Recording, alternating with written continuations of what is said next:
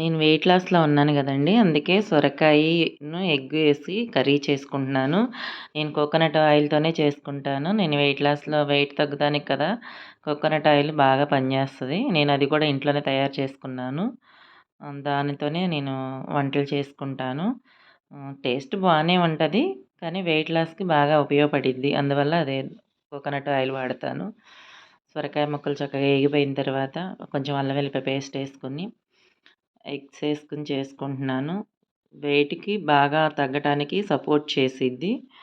చాలా అంటే చాలా హెల్తీగా వెయిట్ లాస్ జరుగుతుంది నాకు. రోజుకొచ్చి 300 గ్రామ్స్ అలా తగ్గుతున్నాను నేను. అందువల్ల నేను ఇట్లా సొరకాయి, బీరకాయి అలా తీసుకుంటా ఉంటాను.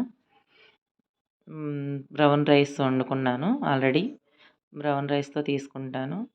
ఎగ్స్ ఏసేస్తే అయిపోతుంది. చాలా సింపుల్‌గా అయిపోద్ది. ఒక 10 నిమిషాల్లో కర్రీ రెడీ అయిపోతుంది.